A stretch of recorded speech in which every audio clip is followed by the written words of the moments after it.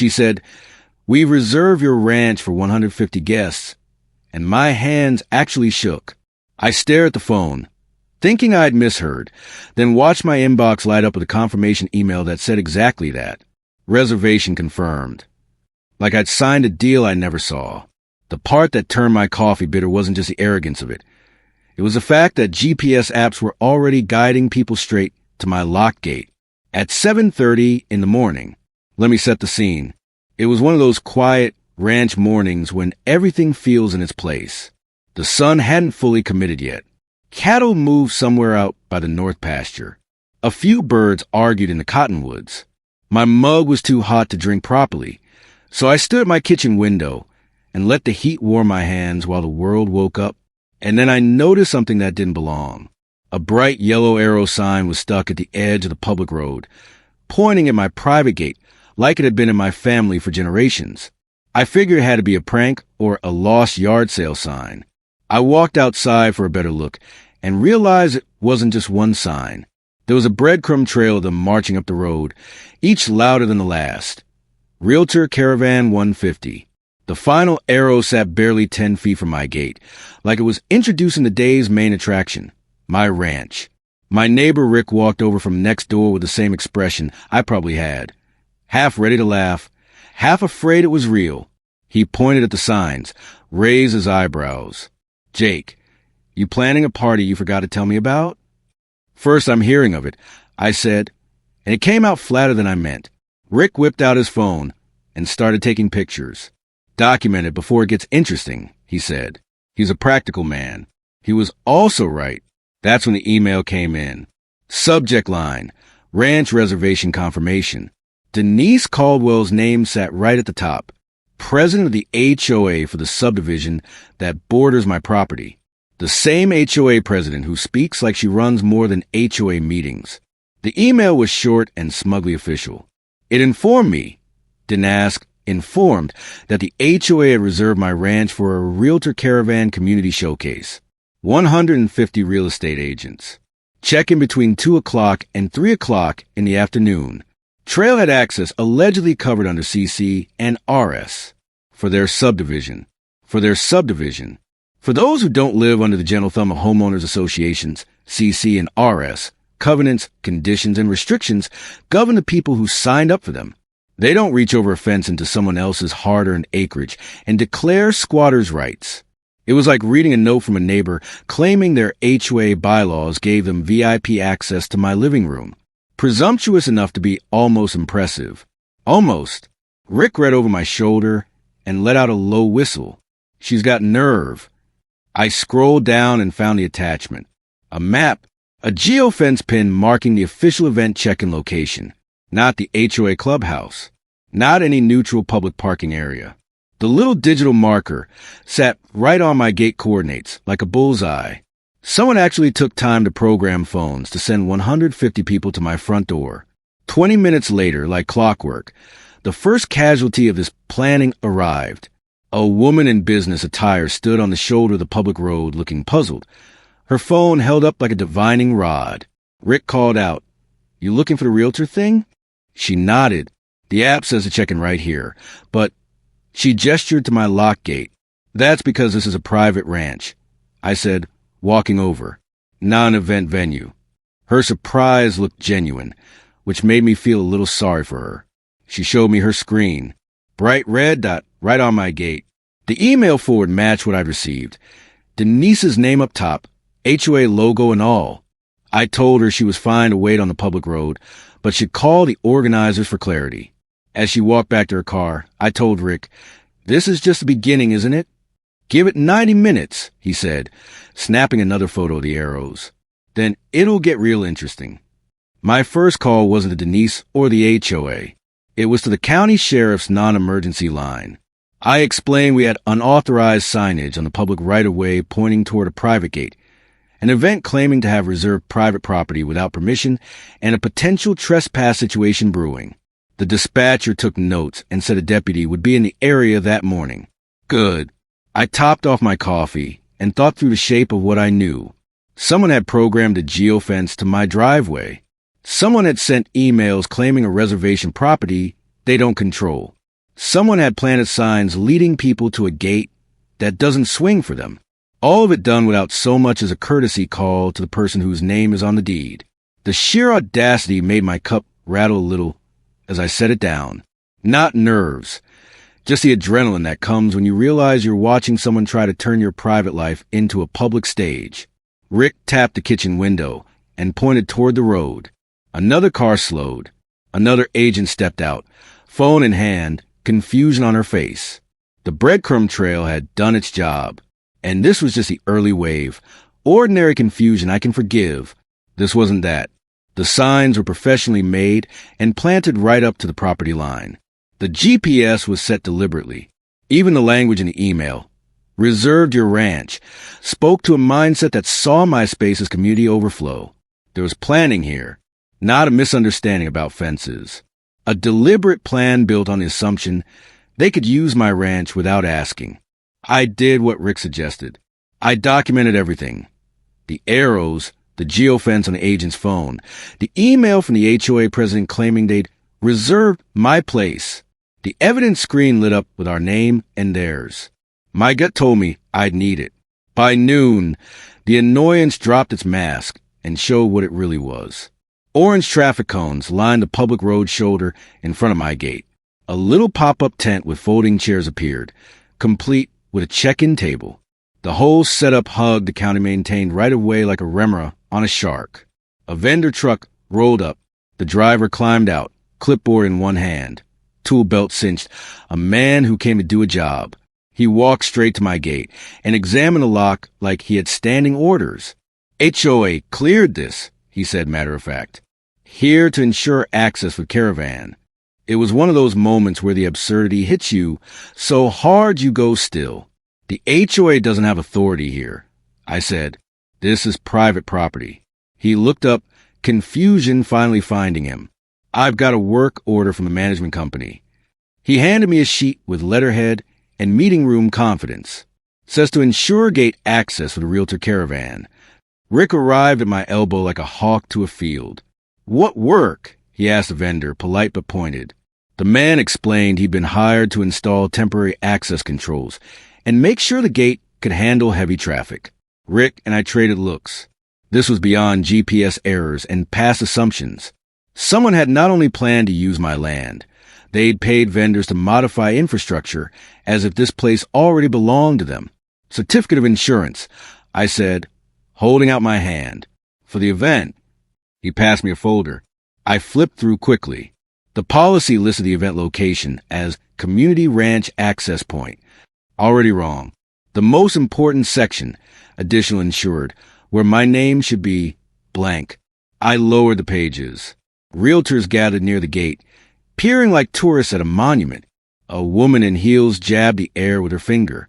We paid for access. Why is the lock still on? The vendor's hand trembled slightly. He hadn't signed up to be the point man on a dusty road argument. I kept my voice even and loud enough for the people filming with their phones. This insurance doesn't cover my ranch. If someone gets hurt on my land, neither you nor I are protected. And without written permission from me, an event here violates property law. He rechecked the papers, concern deepening. A voice behind him declared, we have a contract. The HOA promised the ranch. The vendor looked from her to me, his voice losing its edge. I should call the office. Yes, I said, nodding. You should call them right now, before this turns into trespassing on camera. Head snapped up, phones angled. Rick pointed at the cones and the tent. You also can't set up on county right away without a permit. The vendor put that on speaker with his dispatcher. His voice grew more careful as he repeated no permit, no additional insured. Owner says no authorization. I decided it was time to unmuddy the water. I pulled out a piece of poster board I keep for ranch signs and wrote in thick block letters, "No event without owner's written permission." I zip-tied it to my gate, dead center. The vendor ended his call. "Sir, I think there's been miscommunication," he said, a corporate word that never feels big enough for the truth. "The miscommunication," I said, "is someone told you this ranch was available." He started packing his gear. "My dispatcher says we can't proceed without proper insurance and owner authorization. Rick photographed the COI page showing the missing additional insured. Technically valid for something, but useless here. Then the coordination team arrived, matching polo shirts, clipboards, people waving more paperwork. The check-in table stayed put. The tent stayed up. Folding chairs multiplied like rabbits. It was the calm confidence of a group who believed they were right. My phone rang. The county office, following up on the encroachment complaint. The clerk confirmed no permit had been issued for temporary structures on a road shoulder, and events of more than 50 people often require special approvals when they affect county roads. I texted her photos of the tent, cones, and insurance docs. She said someone from the county would come assess. Meanwhile, anything set up on the public right-of-way without permits could be cited and removed. More cars pulled up. People laughed, took photos, acted like the view belonged to them. The air felt charged. I've been ranching long enough to know how quickly a calm scene turns into a stampede once the herd decides it's moving. Rick, bless him, pulled up the county GIS on his phone and double-checked property lines and monuments. No public access recorded here, he said. No approved corridor. This is zero legal basis territory. The timeline snapped into focus. Someone had built an entire event around access they never secured. Programmed GPS coordinates, hired vendors, sent invitations, arranged coverage, without the one thing any organizer truly needs, owner permission. This wasn't confusion. It was a program. A minibus rounded the curve and headed toward the crowd. Through the windows, faces peered out, business attire, name badges, the energy of people on schedule. Tomorrow's big group wasn't due yet, but the staging was real. They were about to find out their grand finale venue was a lock gate with a sign in big black letters. Watching it unfold felt like slow-motion disaster. The real estate agents had jobs to do. Vendors had work orders. Everyone except the person who started this mess was about to be disappointed. The afternoon heat rose. Rick jogged over with his phone, breathing a little hard. "Jake, they're trying to back way." We jumped in my truck and drove to utility easement along the rear fence. A small group in business where was walking the utility access road like a hiking trail. Clipboard in front. Gestures. Confidence. Now, a utility easement is not a public path. It's a narrow strip reserved for the power company to maintain its equipment. High voltage lines. Transformer boxes. It is not for caravans or community trail access. I stopped at the locked utility gate and walked toward the group. "This is utility access," I said, "not a public entry." A woman with the clipboard turned. "We were told the easement provides legal access to the ranch," she said. "Our research indicated this was a viable back route." I pointed to the gate signage. "Authorized utility personnel only." Below it, "No public access" in red letters for anyone short on context. Right on cue, Mark Bradley from Power Company pulled up in his utility truck. He's the technician responsible for these lines, and a man who knows his easements. "Afternoon, Jake," he said, climbing out with a folder. "Got your message." He turned to the group and, in the voice of a man who's had to explain this before, laid it out. "This easement is restricted to utility maintenance only. That means utility trucks and authorized crews. It is not available for assembly or events." He handed the clipboard woman an official letter on utility company letterhead spelling out the limitations. Liability, insurance, safety. High voltage isn't a backdrop for selfies. "But surely there's some provision," she tried again. "It connects multiple properties and public roads." Mark shook his head. "Ma'am, easements are for their stated purpose. This one is for power line maintenance. Period. Not hiking. Not events. Not community activities." Their confident posture deflated. The clever workaround had the same core problem as the main plan. No permission. Rick arrived with his camera and documented the signs. Mark added a cherry on top. "We have routine inspections scheduled this afternoon. The service road will be closed to everyone except authorized personnel from 2 o'clock until further notice." He posted closure notices right then. It was perfect timing. There would be no backdoor gambit. I forwarded copies of Mark's letter and the closure notice of the county and the deputy. Between the main gate and the back gate, there was no legal way in. Not today. Not tomorrow. The event planners huddled by their vehicle. The clipboard woman made a phone call full of gestures and frustration. When she hung up, she walked over. "Sir, there seems to be some confusion about access. Could we get contact information for whoever we should speak with?" I pointed to the sign on my main gate. "That would be me. I'm the owner. I never authorized any event here." She wrote down my number and said someone from the HOA would call.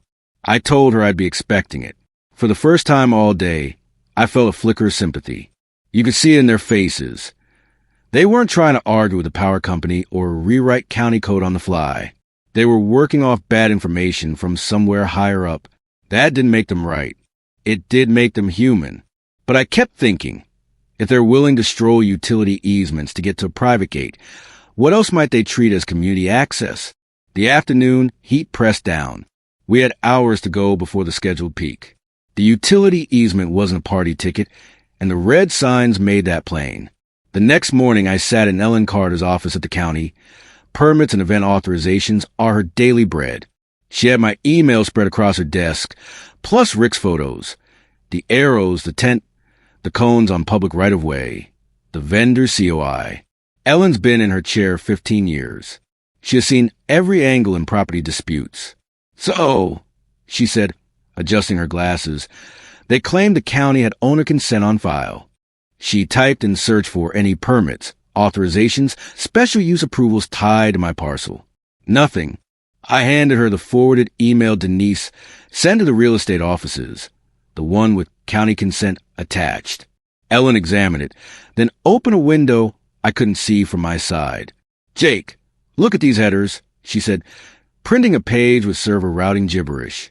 She circled one line in red. "This is the path your so-called county consent took. Received from HOA newsletter server, not county servers." She tapped the circle. "That didn't come from us at all. It came from the HOA system."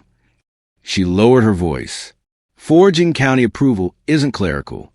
It's criminal." I swallowed. "What does that mean exactly?" "It means someone used the HOA's email system to create a message that appears to be official county correspondence," Ellen said. She pointed to another line. "Every authentication marker failed. This is the digital equivalent of faking a signature on government letterhead." The word forging made her office feel colder. This wasn't just HOA overreach. It was fraud. Ellen flagged the email as possible spoof, sent it to county IT for a deeper dive, and pulled up the regulations for assembly on private property. Anything over 50 people requires either written owner consent or special use permit, she read. This event was planned for 150. No permit had been applied for. No permit had been granted. Ellen examined the consent.jpg attachment. Metadata says this image was created recently, not weeks ago. And notice how it says owner authorized, without ever saying written consent. That matters. The regulations are explicit. She looped the responding deputy into the thread and sent him the whole bundle. The forged email, the lack of permits, the COI without the additional insured, the encroachment. This isn't a boundary misunderstanding, she said, stacking the papers with a neat thwack. This is a disguise. Someone tried to make it look like you agreed when you didn't. That's what concerns me. The level of planning to build this disguise was disturbing. Fake county consent, geofence programming, vendors lined up, insurance certificates that look correct until you read the line that matters. None of this was accidental. On the drive home, what struck me most was the sophistication. Whoever did this knew just enough about county processes to create convincing fake documentation, and not enough to realize digital messages leave traces that a competent county worker will catch in minutes. My phone buzzed when I pulled into the driveway. Unknown number asking if I was available to discuss the ranch access situation. I saved the number and made a note. I had a feeling the next conversation would be illuminating. The call came right on schedule. Caller ID matched the text. I put my phone on speaker next to my recorder. We're a one-party consent state. I checked twice, and Denise's voice came through smooth as a fresh business card. "Mr. Hollis." She began, all HOA formality. I believe there has been some confusion about the Realtor caravan. I wanted to resolve any misunderstanding about access to your ranch. I let her talk. She explained the HOA had been planning this event for months, calling it community outreach, stressing the importance of strong engagement to maintain their MLS standing. The MLS, Multiple Listing Service, requires documented participation to keep their certification current, she said. How many people do you need? I asked, honestly curious. 50 confirmed attendees, she said without missing a beat. That's the minimum. And there it was, not a neighborhood block party, not Goodwill, not a friendly barbecue, a numbers game. They needed bodies to hit a professional milestone, and my gate was a convenient scoreboard. And you thought my ranch was available because... I prompted. She offered a legal-sounding explanation about implied access, about community trails and historical precedent. She said people had walked near the area for years. Ma'am, I said gently, people using community trails doesn't turn a ranch into a venue. 150 people don't turn a walking path into a gateway to my land. There was a pause long enough that I thought the call dropped. Then, the CC&R provisions do establish certain community access expectations for properties that border our subdivision, she said. Your CC and RS govern your subdivision. I replied. They don't create rights on neighboring private land. Silence hummed. Then she pivoted to the importance of community cooperation and positive neighbor relationships. She suggested property values were at stake. She made it sound like saying no would tank the whole county. Positive neighbor relationships, I said, are built on asking permission, not assuming it. That's when she made the mistake I'd been waiting for. I'll email you the official route sheet, she offered, so you can see how minimal the impact would be. The gate is just a check-in. Please do, I said, keeping my voice neutral. I'd like to see the official documentation. 10 minutes later, my printer spit out the route sheet, all professional formatting and HOA logos. Most stops were inside their subdivision. Fine. But the final destination was printed in black and white. Ranch gate check-in, my address tomorrow, 2:30 p.m., with time slots showing their entire 150-person caravan schedule to converge on my driveway at once. It wasn't a misunderstanding. It was written down. Rick came over and stared at the page. They actually put in writing, he said, taking photos from different angles so you could see the gate address in every shot. I forwarded the route sheet to Ellen and the deputy. Proof beats indignation every time. What was clear now was this.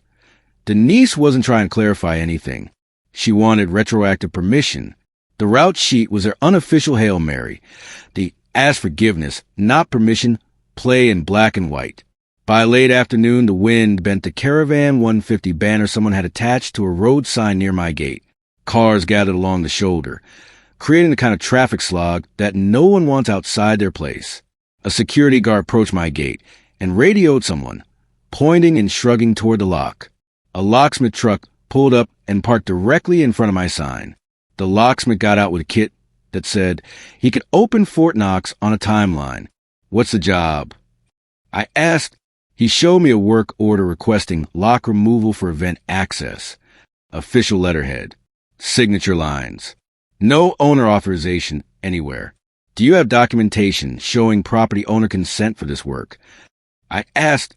He flipped pages, frowned, found nothing except HOA cleared access. Rick, who could materialize like a ranch spirit when needed, suggested he check the insurance certificate. I handed him the COI. Rick tapped the blank additional insured line.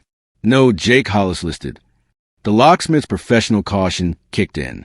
He wasn't going to be the guy filmed cutting a lock off private property without an owner's signature. From the road, a realtor yelled, "Just cut it! We paid!" Phones went up. A small wave of live stream started as faces turned toward the gate, like it was a climax in a courtroom drama. "Sir," the locksmith said, swallowing, "if the insurance doesn't cover you, and there's no owner authorization, I can't touch this. My company won't take that risk on camera." The county deputy pulled up then, parking where everyone could see his light bar, without turning it on. He walked over calmly and asked to see the documents. I handed him the COI, the work order, the no event without written owner permission sign. He nodded, methodically reviewing each page while the crowd murmured behind him. The certificate doesn't list you as additional insured, he said, turning the page toward the group. That means any incident on your property wouldn't be covered. That's a legal problem for everyone. He pointed at the cones and the tent on county shoulder. Do you have permits authorizing these encroachments? He asked. The security guard squawked into his radio, waited, and admitted they didn't. Clear the public shoulder, the deputy said. His voice wasn't loud. It didn't need to be. Folding chairs scraped asphalt. Cones made hollow clacks. A groan escaped from somewhere in the crowd. This is embarrassing. The deputy lifted his phone and took photos for his report. I pointed to my sign again. The deputy nodded. Pretty unambiguous, he said. Without property owner consent and proper coverage, this doesn't happen on private land. The locksmith packed up and left without cutting anything. Denise rolled in then, vehicle wrapped in HOA logos, with the look of someone who just realized a bet was about come due. The deputy asked for event permits and property owner authorizations. She started on community access rights and history of use, but he stopped her politely. Ma'am, property law isn't changed by neighborhood agreements. Phones recorded every word. A few agents yelled about 2-hour drives and wasted time. The evidentiary excavation that had taken us 2 days to line up was collapsing her event in 20 minutes. Rick pulled up the county GIS again and showed the deputy and anyone recorded what he'd found. A red, dotted line labeled proposed public access corridor angling from the subdivision to my gate. Status: under review, not approved. Application date: 6 months ago. If you skim it, you might think it's a done deal, Rick said. It's a proposal. That's all. He read the fine print aloud so everyone heard it on their live feeds. Consultation pending. Subject to change. Requires public notice and recorded owner consent before any right-of-way exists. And suddenly it made sense. Someone saw that red proposed line and built an entire event around it, as if it were already law. They programmed GPS based on an access corridor that didn't exist and might never exist. Ellen arrived from the county, folder in hand, all business. She showed the deputy the server header evidence proving the county consent email came from HOA servers, not county systems. These headers prove spoofing, she said, holding up the pages so the crowd's phones could capture them. Someone forged authority. The murmur became a wave. Live stream chats lit up. Fake county email? HOA overreach caught on camera. The deputy added the evidence to his report and turned to Denise. Care to explain? He asked. The excuses poured out, blamed the management company, miscommunication, misunderstanding, while the cameras stayed steady. A realtor near the front said what everyone was thinking. She lied to all of us. Mark from the utility company returned and confirmed the easement road remained closed. No public access. No events. No exceptions. He didn't look at anyone when he said it. He didn't have to. Then the MLS system delivered its own blow. Notifications pinged across multiple phones at once. The check-in location had been disabled due to authentication failures and GPS issues. The ranch was delisted. Several agents groaned. No credit. Rick leaned in. If that's true, she just lost the number she needed. The deputy issued a citation for unpermitted encroachment on the county right-of-way. Cones, tables, tent. Denise accepted responsibility on behalf of the HOA. The deputy finished the incident report. Public road shoulder cleared. Static returned to the air where noise had been. Denise approached me, shoulders sagging, eyes darting. Mr. Hollis, she said quietly, I owe you an apology. The words were swallowed by the crowd's hum. Live streams leaned in. She handed me a written statement outlining corrective actions their board had voted to implement. A public apology at the next HOA meeting and on their website. Corrected geofence GPS coordinates to keep future events inside HOA property boundaries. Formal censure and a 12-month suspension of her event planning responsibilities. A special board review of their community event policies and property boundary practices. Acceptance of financial responsibility for the citation and removal costs of Any structures on public roads. The deputy read the plan, nodded. Comprehensive, he said. And in writing, good. Ellen added that the county would update its permit materials to better explain the difference between proposed planning lines and legally approved easements. We want to stop this kind of confusion before it starts, she said. I caught the word confusion and let it sit there in a room where everyone knew what it really meant. Right then my phone buzzed with a new email from a different broker. Subject: Ranch event reservation request. Deposit enclosed. Inside was a professional inquiry asking about dates, expected attendance, proposed timeline, and most importantly, a substantial deposit contingent on written owner approval. The attached insurance certificate already listed me, name spelled correctly, as additional insured. That, Rick said, reading over my shoulder, is how you ask permission. I forwarded the legitimate inquiry to Ellen and the deputy as a model. It was almost comic relief after days of assumption. When the dust finally settled, the deputy handed me copies of the incident report, the forged email, the unpermitted encroachment, the invalid geofence, the non-permitted structures on public right-of-way, the lack of written owner consent, the COI without additional insured, the proposed easement masquerading as a check-in lane. Rick had enough photos to build a slideshow called Private Property 101. The last of the agents trickled away. The banner came down. The cones disappeared. The road shoulder returned to normal. The MLS app redirected check-in to where it should have been all along. The HOA clubhouse. The sun slung orange over the pasture as the sound left the day. Cattle shifted. Birds folded into roosts. The wind made that low, steady sound through the tall grass that reminds you why you live where you do.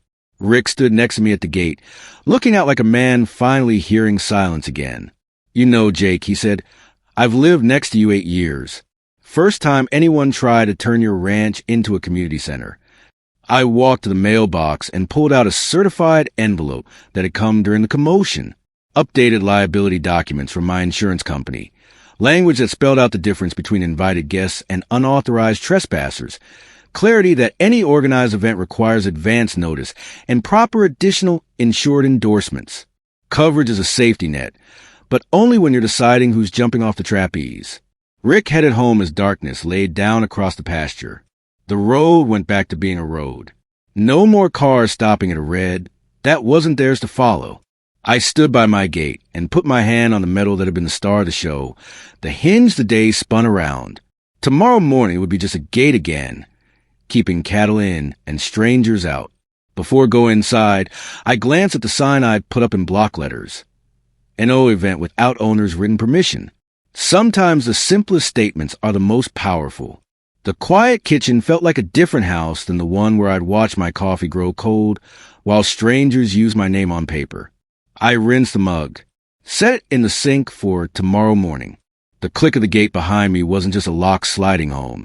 It was the sound of this whole mess closing, too. Denise stood in the spot where she wanted to roll out a red carpet, but this time with an apology and a plan to fix what she broke. Maybe that's the clearest reminder in all of this. Private property isn't a stage for someone else's show. And sometimes the most powerful word you can use is no. If you've ever dealt with HOA overreach, unauthorized events, or GPS misguiding people to your land, tell me how you handled it. Property rights exist for a reason. County permits, right-of-way rules, utility easement restrictions. None of that is small print. It's the law that keeps a ranch and a neighborhood a neighborhood. Until next time, keep your gates locked, your paperwork tidy, your neighbors close, and your peace louder than their noise. We both laughed, equal parts relief and disbelief.